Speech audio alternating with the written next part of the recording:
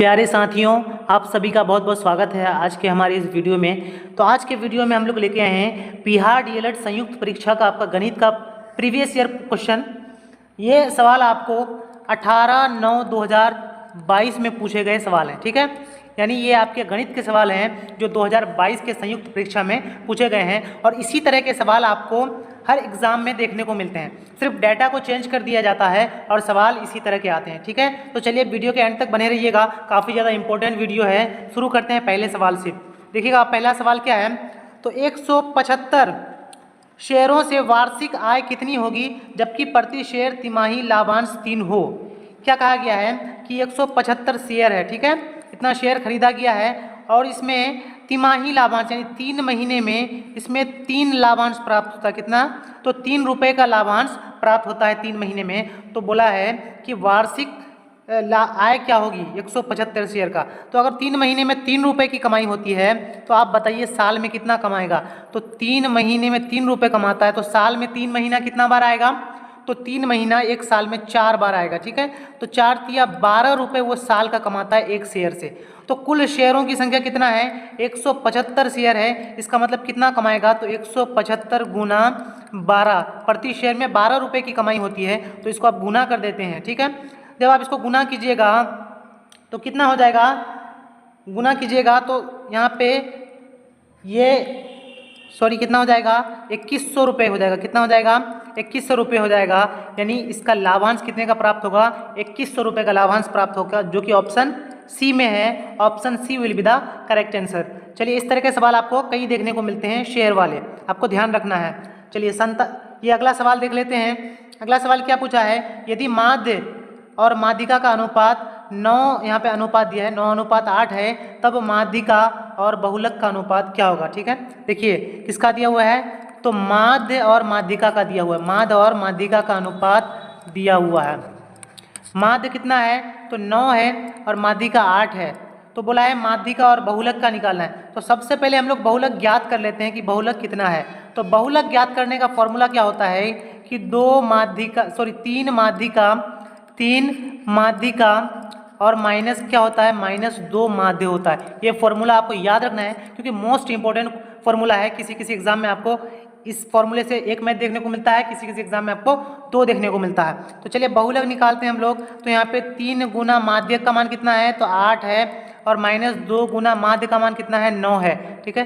3 8 24 हो जाएगा और -9 दूनी 18 हो जाएगा। जब आप इसको घटाइएगा तो कितना आएगा, 6 आएगा। बहुलक 6 आएगा।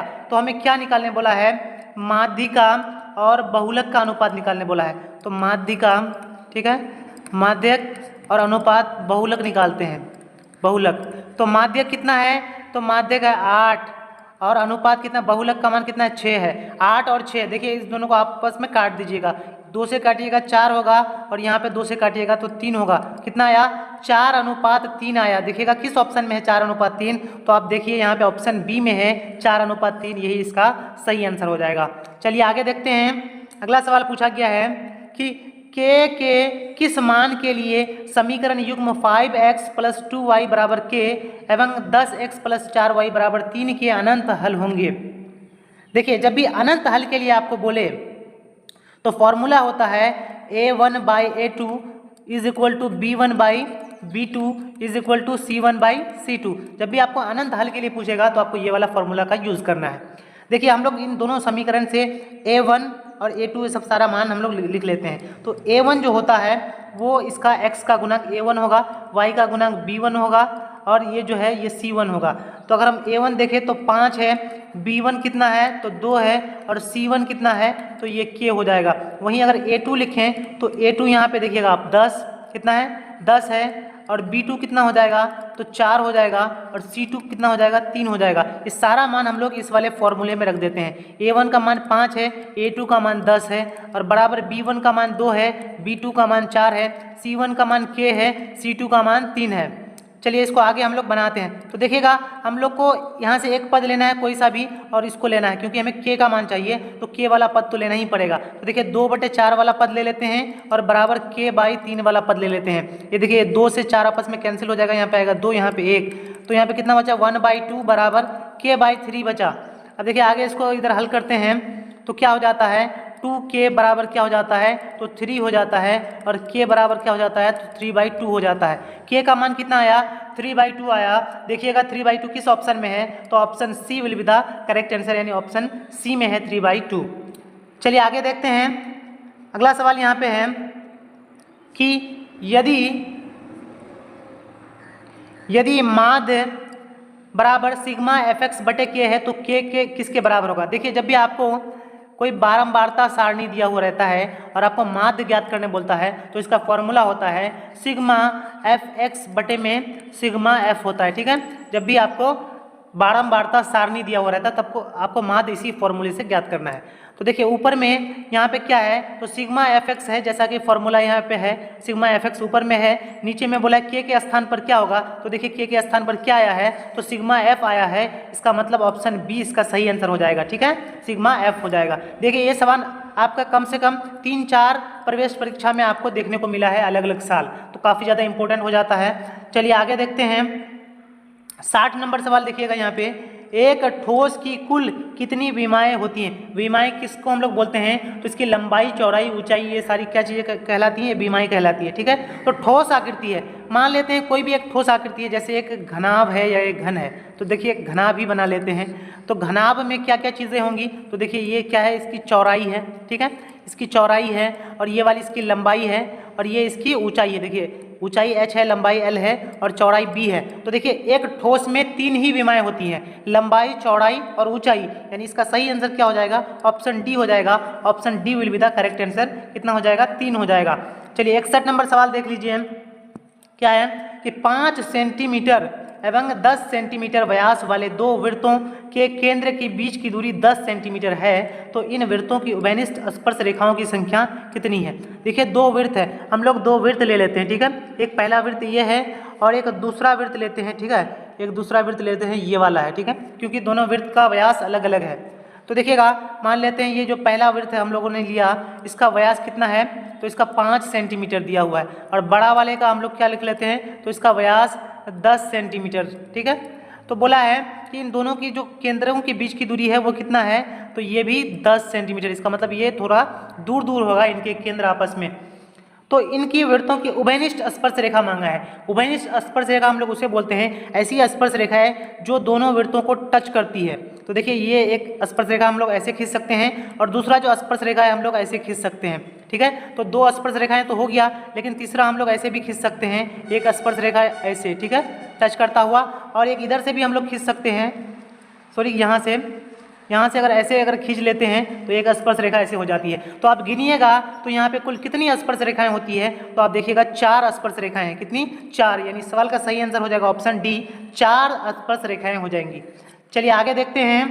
अगला सवाल है, एक्स अक्ष पर स्थित किसी बिंदु का निर्देशांक क्या है। जैसा कि आप लोग यहाँ देखते हैं, ठीक है, एक्स अक्ष पर स्थित किसी बिंदु का निर्देशांक क्या होगा। तो देखिए एक्स अक्ष पर स्थित होगा तो एक्स का मान तो कुछ होगा, लेकिन वाई का मान 0 हो जाएगा। तो एक्स अक्ष का निर्देशांक यही होगा, यानी एक्स अक्ष पर किसी बिंदु का निर्देशांक एक्स 0 होगा, जो कि ऑप्शन बी में है। Option B will be the correct answer. वहीं अगर आपको पूछ लेता कि वाई अक्ष में किसी बिंदु का निर्देशांक क्या होगा, तो वाई अक्ष में एक्स का मान हमेशा 0 रहता है और वाई का मान कुछ रहेगा, तो इसको हम लोग लिखेंगे 0y। ठीक है, ये आपको ध्यान रखना है। तो फिलहाल इस सवाल का सही आंसर ऑप्शन बी हो जाएगा। चलिए आगे देखते हैं। 63 नंबर सवाल है, यदि त्रिभुज PQR, ये देखिए समरूप का निशान है, समरूप है त्रिभुज LMN, तो PQ और LM का अनुपात दिया हुआ है। PQ और LM का अनुपात कितना दिया हुआ है, तो 17/25 दिया हुआ है इसका अनुपात। तो हमें बोला है कि एरिया ऑफ PQR और एरिया ऑफ LMN निकालना है। तो देखिए एरिया निकालना किसका, PQR का एरिया निकालना है और बटे में LMN का एरिया निकालना है। जब भी आपको समरूप त्रिभुज दिया हुआ रहे और उसका भुजा दिया हुआ रहे, तो आपको उसका एरिया निकालने के लिए इसका भुजा का स्क्वायर कर देना। जैसे 17/25 है, तो आप इनके भुजाओं का क्या कर दीजिए, स्क्वायर कर दीजिए। जब आप स्क्वायर कीजिएगा तो 17 का स्क्वायर कितना हो जाएगा, 289 हो जाएगा, और वहीं आपका 25 का स्क्वायर कितना हो जाएगा, 625 हो जाएगा। तो क्या अनुपात आया, 289 अनुपात 625 आया। देखिएगा ऑप्शन डी इसका सही आंसर हो जाएगा। ठीक है, चलिए आगे देखते हैं। यहाँ सवाल क्या है कि 0 और 50 के बीच विषम संख्याओं की संख्या है 26, 25 या 27 या 24। तो देखिएगा 0 से 50 तक 0 से 50 तक कुल कितनी संख्याएं हैं, तो 50 संख्याएं हैं। ठीक है, कितनी संख्याएं हैं, 50 संख्याएं हैं। लेकिन 50 में से आपको अगर सम बोल देगा तो सम कितना होगा, इसका आधा होगा, यानी आधा कितना, तो 25 सम होगा। जब 50 में से 25 सम हो गया तो विषम कितना होगा, इसका मतलब विषम भी 25 होगा। ठीक है, बहुत सिंपल सा है, विषम कितना होगा, 25 होगा। Option B will be the correct answer. चलिए आगे बढ़ते हैं। अगला सवाल है कि टेन थीटा बटे में सेक -1 और ऊपर में टेन थीटा बटे में सेक थीटा +1, तो इसका मान किसके बराबर होगा। देखिए हम लोग क्या करते हैं, इन दोनों नीचे वालों का क्या कर लेते हैं, एलसीएम ले लेते हैं। तो एलसीएम लेंगे तो क्या हो जाएगा, sec theta -1 into sec theta +1। देखिए यही एलसीएम होगा। ऊपर में हम लोग क्या करते हैं, तो टेन थीटा यहाँ पे लिख लेते हैं। देखिए ये जो है सेक थीटा -1 इसको कैंसिल कर देगा, तो यहाँ पे क्या लिखना है, तो यहाँ पे लिखना है सेक थीटा +1 लिखना है। और अगला क्या है, तो प्लस टेन थीटा है और इसको हम लोग क्या करेंगे, तो इसके यहाँ पे हो जाएगा सेक थीटा -1 हो जाएगा। ठीक है, ये एलसीएम करने का तरीका है, ये आप लोग को आता होगा। तो देखिए नीचे में क्या है कि सेक थीटा -1 और सेक थीटा +1 आप लोग देख सकते हैं कि a - b और a + b के रूप में है, तो इसको हम लोग लिख सकते हैं सेक स्क्वायर थीटा -1 लिख सकते हैं। ठीक है, ऊपर वाला हम लोग 10 को अगर कॉमन आउट कर लेते हैं तो 10 कॉमन आके क्या बचता है, तो यहाँ बचता है सेक थीटा +1 बचता है और यहाँ पे प्लस क्या बचता है, तो सेक थीटा -1 बचता है 10 को कॉमन लेने के बाद। तो देखिए यहाँ पे +1 और ये -1 आपस में कैंसिल हो जाता है, तो क्या बचता है टेन थीटा इंटू यहाँ पे सेक थीटा 2 बार है तो उसको जोड़ देंगे 2 सेक थीटा हो जाएगा। और बटे में हम लोग क्या लिखेंगे, तो यहाँ पे हम लोग लिख सकते हैं सेक स्क्वायर थीटा को हम लोग लिख सकते हैं सेक स्क्वायर थीटा -10 स्क्वायर 1 को लिख सकते हैं 10 स्क्वायर थीटा। देखिए सेक स्क्वायर थीटा -1 को क्या लिखा जाता है, 10 स्क्वायर थीटा लिखा जाता है। तो देखिएगा ये 10 और इसका स्क्वायर आपस में कैंसिल हो जाएगा। तो देखिए बचा क्या, तो बचा 2 सेक थीटा और बटे में 10 थीटा। अब देखिए इस तरह का आंसर तो आपको नहीं देखने को मिलेगा, तो 2 को रख दीजिए और सेक को हम लोग बदल देते हैं 1/कोस में और 10 को हम लोग लिख देते हैं क्या, तो sin/कोस में, sin थीटा बटे कोस थीटा। देखिए ये कोस आपस में कैंसिल हो जाएगा और यहाँ पे 2 है तो 2 को लिख देंगे, ऊपर में 1 नीचे में sin थीटा, तो 1/sin थीटा को हम लोग लिखते हैं कोसेक थीटा। क्या लिखते हैं, कोसेक थीटा लिखते हैं, यानी 2 कोसेक थीटा इस सवाल का सही आंसर हो जाएगा। देखिएगा किस ऑप्शन में है, तो option C will be the correct answer, option C इसका सही आंसर हो जाएगा। चलिए आगे बढ़ते हैं। अगला सवाल क्या है, यदि व्यंजक 4x - 3y का भुज प्रथम 5 प्राकृतिक संख्याओं का माध्य तथा कोटि प्रथम 5 पूर्ण संख्याओं की माध्यिका हो तो दिए गए व्यंजक को हल करने पर प्राप्त मान होगा। देखिए सवाल पढ़ने में आपको काफ़ी ज़्यादा पेचीदा टाइप का लग रहा है, लेकिन आपको बिल्कुल आसान भाषा में क्या समझना है कि देखिए यहाँ पे इसका मान निकालने बोला है, इस व्यंजक का मान निकालने बोला है, इसका भुज दिया होता है। देखिए भुज क्या होता है, x का मान को हम लोग भुज बोलते हैं। x का मान हमको दिया हुआ है, क्या दिया हुआ है कि प्रथम 5 प्राकृतिक संख्याओं का माध्य होगा। तो प्रथम 5 प्राकृतिक संख्याएं क्या होती है, तो 1 2 3 4 और 5।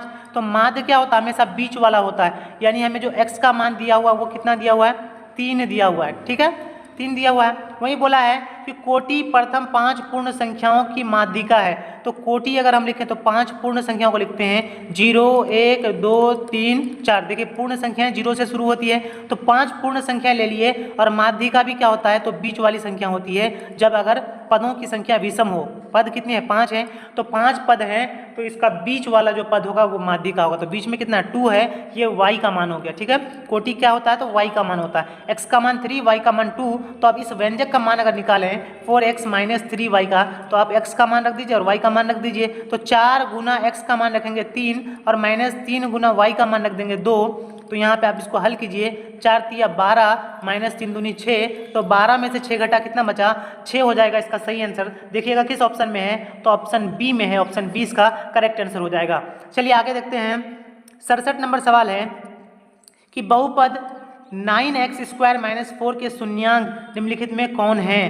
तो देखिए शून्यांक निकालने बोला है और यहाँ पे हमें एक बहुपद दिया हुआ 9x² - 4। तो शून्यांक निकालने के लिए हम लोग इसको 0 के बराबर करते हैं। ठीक है, तो देखिएगा इसको एक्स स्क्वायर को हम लोग अलग करेंगे और इधर 4 जो है इसको हम लोग अलग कर देते हैं, तो एक्स स्क्वायर को अलग करेंगे, 9 भी इसमें से चला जाएगा तो यहाँ नीचे चला जाएगा। जब इसका स्क्वायर हटाएंगे तो इधर क्या चलेगा, रूट चल जाएगा 4/9, लेकिन इसमें भी हमको लेना है प्लस या माइनस, ठीक है। तो देखिएगा x बराबर क्या हो जाएगा, प्लस माइनस 4 का वर्गमूल 2 हो जाएगा, 9 का वर्गमूल 3 हो जाएगा, तो 2/3 हो जाएगा। यानी x का मान एक बार आएगा प्लस 2/3 और एक बार क्या आएगा माइनस 2/3 आएगा। तो देखिएगा किस ऑप्शन में है, तो ऑप्शन ए में है, option A will be the correct answer, option A इसका सही आंसर हो जाएगा। चलिए आगे देखते हैं।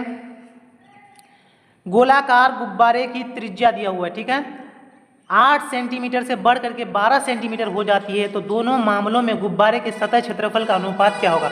देखिए 2 गुब्बारा है, एक छोटा गुब्बारा है, ठीक है, और एक बड़ा गुब्बारा है, यानी उसको फुला करके बड़ा कर दिया जाता है। तो देख लेते हैं हम लोग ये दोनों, ठीक है। इस पहला वाला जो छोटा गुब्बारा दिया हुआ है इसका हम लोग को त्रिज्या कितना दिया हुआ है, त्रिज्या यहाँ से यहाँ तक की दूरी 8 सेंटीमीटर दिया हुआ है, और बड़ा वाला जो गोला हो जाता है उसका 12 सेंटीमीटर हो जाता है त्रिज्या, ठीक है।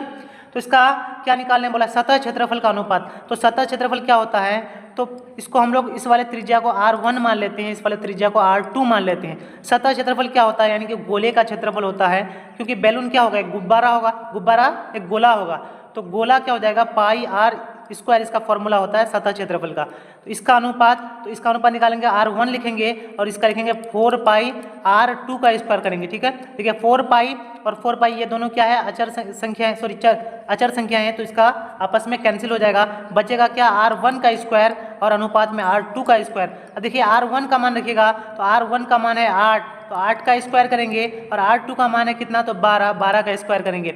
8 का स्क्वायर कीजिएगा 64 और 12 का स्क्वायर कीजिएगा 144। अब दोनों को आप 16 से काट दीजिए, क्योंकि ये अनुपात हमेशा न्यूनतम होता है, वो काट कूट के जो बचता है उसी को हम लोग अनुपात में लिखते हैं। तो 16 से काटेंगे, 16 चौके 64, और इसको भी 16 से काटेंगे, 16 नामा 144, तो कितना आया, 4:9 आया। देखिएगा किस ऑप्शन में है, तो ऑप्शन डी में है, option D will be the correct answer, ठीक है। चलिए आगे बढ़ते हैं। अगला सवाल है कि n अवलोकन का माध्य x है, अगर पहला को 1 बढ़ा दिया जाए, दूसरे को 2 बढ़ा दिया जाए, तीसरे को 3, इसी तरह से आगे, तो नया माध्य क्या होगा। n अवलोकन है, यानी कि संख्या पता नहीं है, n संख्याएं हैं, और n संख्याओं का माध्य कितना दिया हुआ है, तो माध्य दिया हुआ है x, लेकिन सब में 1 बढ़ा दिया गया है।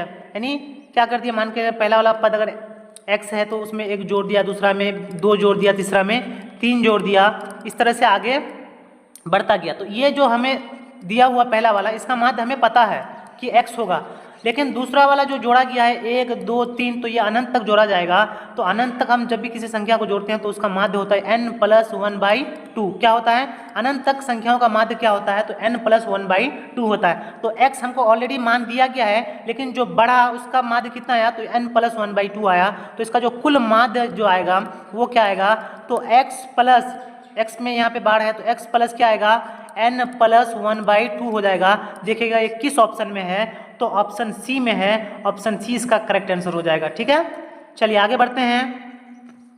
देखिए अगला सवाल क्या है कि सेक पर power 4 theta minus sec square theta किसके बराबर होगा, और सारा मान देखिए आपको 10 के पदों में दिया गया। किसके पदों में, 10 के पदों में। तो देखिए हम लोग क्या करते हैं, सेक स्क्वायर को कॉमन आउट कर लेते हैं। जब सेक स्क्वायर को आप कॉमन आउट कीजिएगा, सॉरी फिर से देख लेते हैं। देखिएगा क्या है कि सेक स्क्वायर, अगर हम लोग क्या करते हैं, सेक स्क्वायर थीटा को अगर कॉमन आउट कर लेते हैं तो क्या बचता है, सेक स्क्वायर थीटा बचता है और -1 बचता है। यहाँ से हम लोग इसको लेकर के हम लोग यहाँ कर रहे हैं, ठीक है। सेक स्क्वायर को कॉमन आउट कर लिए, तो देखिएगा सेक स्क्वायर को हम लोग लिख सकते हैं। सेक स्क्वायर को हम लोग क्या लिखेंगे, तो लिखेंगे 1 + 10 स्क्वायर, क्या लिखेंगे, 1 + 10 स्क्वायर थीटा लिख लेंगे सेक स्क्वायर का मान। और सेक स्क्वायर -1 जो आता है, तो ये किसका मान होता है, ये 10 स्क्वायर का मान होता है, ठीक है। सेक स्क्वायर थीटा -1 किसका मान होता है, तो 10 स्क्वायर का मान होता है। ये आपका किसका सवाल है, तो त्रिकोणमिति का आपका एक फॉर्मूला है, ठीक है। तो देखिए अब 10 के पदों में आ गया, तो हम लोग क्या करते हैं, मल्टीप्लाई कर लेते हैं। तो 10 स्क्वायर थीटा को 1 से मल्टीप्लाई करेंगे, हो जाएगा 10 स्क्वायर थीटा, और प्लस 10 स्क्वायर थीटा और 10 स्क्वायर थीटा को मल्टीप्लाई कर देंगे तो हो जाएगा 10⁴ थीटा। तो देखिए यही इसका करेक्ट आंसर होगा। देखिएगा किस ऑप्शन में है, तो ऑप्शन डी में है, option D will be the correct answer. चलिए आगे बढ़ते हैं। अगला सवाल है, यदि बहुपद एफ एक्स बराबर 2x³ माइनस 3k²। देखिए यहाँ पे x छूट गया है, 3kx² होगा प्लस 4k माइनस 5 के मूलों का योगफल 6 है, तो k का मान क्या होगा। देखिए मूलों का जो योगफल होता है वो क्या होता है, जब आपको त्रिघात बहुपद दिया हुआ है तो मूलों का योगफल होता है alpha plus beta plus gamma, ठीक है। और इसका फॉर्मूला होता है कि इसका योग कितना होता है -b/a होता है। तो इसमें से अगर a, b और c का मान हम लोग ज्ञात कर लें तो जो a का मान होता है वो x³ का गुणांक होता है जो कि है 2। b का मान क्या हो जाएगा, तो b का मान हो जाएगा x² का गुणांक जो कि है -3k। c का मान क्या हो जाएगा, तो c का मान हो जाएगा x का गुणांक जो कि 4 है, और d का मान हो जाएगा जो कि अचर पद है लास्ट में -5, ये d का मान हो जाएगा। तो ये सारा मान अगर हम लोग यहाँ पे रख दें तो देखिएगा यहाँ पे क्या बोला है कि मूलों का योगफल 6 होगा, कितना होगा 6, तो ये ऑलरेडी 6 बोला है तो 6 यहाँ पे लिख देंगे बराबर माइनस, और b का मान कितना है तो -3k है, -3k रख देंगे, और a का मान है 2 तो यहाँ पे 2 रख देंगे। आगे इसको हल करेंगे तो ये 6 और 2 गुना होकर 12 हो जाएगा, बराबर ये माइनस माइनस प्लस 3k हो जाएगा। 3 से जब 12 को कैंसिल करेंगे तो यहाँ पे 4 आएगा, यानी k का मान कितना आ गया तो +4 आ गया। देखिएगा k का मान +4 कहाँ है, तो ऑप्शन ए में है, ऑप्शन ए इसका करेक्ट आंसर हो जाएगा।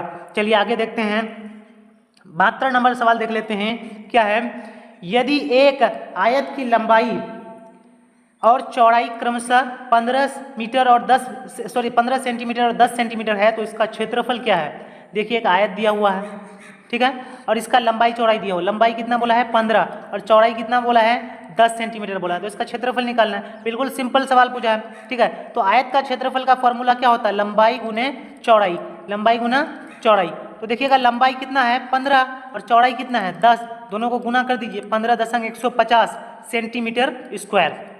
देखिएगा किस ऑप्शन में है, तो option B will be the correct answer. बहुत ही आसान सा सवाल पूछा है, लेकिन आपको फॉर्मूला याद रहना चाहिए। चलिए आगे देख लेते हैं। यहाँ पे सवाल क्या है कि किसी वितरण का माध्य तथा माध्यक का अनुपात 2:3 है तो बहुलक तथा माध्य का अनुपात क्या होगा। देखिए एक सवाल इसी सेट में एक सवाल यानी कि पूछा गया था सेम, और सेम फिर से पूछ लिया गया है बहुलक तथा माध्यक वाला। तो यहाँ पे किसका अनुपात दिया हुआ है, माध्य और माध्यक का अनुपात दिया हुआ है। तो माध्य और माध्यक का अनुपात क्या दिया हुआ, देखिएगा माध्य है 2 तो माध्यक कितना है 3 है। तो बहुलक तथा माध्य का अनुपात निकालने बोला है, तो सबसे पहले हम लोग बहुलक ज्ञात कर लेते हैं। बहुलक बराबर फॉर्मूला क्या होता है, ये फॉर्मूला आपको याद रखना है, 3 माध्यक माइनस 2 माध्य, 3 माध्यक माइनस 2 माध्य, ये फॉर्मूला आपका हमेशा काम देगा, इसको आपको याद रखना है। 3 और माध्यक का मान है कितना 3 माइनस 2 इंटू माध्य का मान कितना है 2। तो देखिए इसको हल कीजिएगा तो 3 तिया 9 माइनस 2 दूनी 4, तो कितना हो जाएगा, बहुलक हो जाएगा 5, ठीक है। बहुलक जब 5 हो गया तो बहुलक और माध्य का अनुपात निकालना है, यानी कि बहुलक को लिख लेंगे पहले और अनुपात क्या लिखेंगे, माध्य लिखेंगे। तो बहुलक कितना आया 5 आया, तो यहाँ 5 लिख लेंगे, और माध्य का मान कितना है तो 2 है। देखिए 5:2 आ गया, इसका करेक्ट आंसर देखिएगा ऑप्शन ए में है, option A will be the correct answer, ठीक है। चलिए आगे देख लेते हैं, 74 नंबर सवाल है। देखिएगा आप ए बी सी क्या है, देखिए यहाँ पे ए बी सी एक त्रिभुज है जिसमें बी और सी पर बने बहिष्कोण, कौन सा कोण, बहिष्कोण क्रमशः 100 डिग्री और 100 डिग्री है, तो बी कोण बी ए सी की माप बताइए। सबसे पहले एक त्रिभुज बना लेते हैं, ठीक है। देखिए एक त्रिभुज है, इस त्रिभुज में क्या बोला है, ठीक है, फिर से बना लेते हैं त्रिभुज को, थोड़ा सा खराब बन गया है। तो देखिएगा त्रिभुज को फिर से बनाते हैं, तो देखिए एक त्रिभुज है, ठीक है। इस त्रिभुज का हमें क्या दिया हुआ है, तो इसका मान बोला है कि इसका जो है त्रिभुज ए बी सी है, ए बी सी हम लोग लिख लेते हैं ए बी सी। तो बी और सी पर बने बहिष्कोण, देखिए बी पर एक बहिष्कोण बनेगा तो इधर बनेगा, ठीक है, यहाँ पे बनेगा, और सी पर अगर बहिष्कोण बनेगा तो यहाँ बनेगा। तो इसका मान 100 दिया हुआ है और इसका भी मान 100 दिया हुआ है। तो देखिए जब यहाँ से यहाँ तक 100 है तो एक सरल रेखा में यहाँ तक बनने के लिए एक सरल रेखा हो जाएगा। तो सरल रेखा का कोण कितना होता है 180 डिग्री, इसका 100 इधर बन गया है तो यहाँ 80 बनेगा, यहाँ भी 80 बनेगा, ठीक है। अब यहाँ कितना बनेगा ये पूछा है, कोण बी ए सी का मान कितना होगा, ठीक है, कोण बी ए सी का मान कितना होगा। तो देखिए त्रिभुज के अंतः कोणों का योग कितना होता है 180 डिग्री होता है, तो ये त्रिभुज के अंतः कोण हो जाएगा ये सारी, ठीक है। तो दो कोण दिया हुआ 80 80 कितना हो जाएगा 160 हो जाएगा, 80 80 कितना हो जाएगा 160 हो जाएगा। ठीक है। अब 160 में कितना जोड़ें कि 180 हो जाए, तो 20 जोड़ना है। कितना जोड़ना है? 20। यानी इस वाला जो कोण होगा इसका मान कितना होगा? 20 हो जाएगा। कोण BAC का मान हो जाएगा 20। तो देखिए सवाल कोई भी टफ नहीं होता है, जब आप इसको तोड़ मड़ोड़ के जब बनाइएगा तो काफ़ी ज़्यादा आसान लगने लगेगा। ठीक है, इस तरह से आज के वीडियो में हम लोगों ने इतने सवालों को देखा जो आपके एग्जाम में पूछा भी गया है और इसी तरह के सवाल आपको पूछे जाते हैं। ठीक है, तो वीडियो अगर आपको पसंद आई है तो हमारी इस मेहनत के लिए एक लाइक जरूर कीजिएगा, और अगर हमारी वीडियोज़ आपको पसंद आ रही हैं, आप अगर हमारे साथ जुड़े रहना चाहते हैं तो चैनल को सब्सक्राइब कर सकते हैं। ठीक है, मिलते हैं अगले वीडियो में, तब तक के लिए जय हिंद, जय भारत।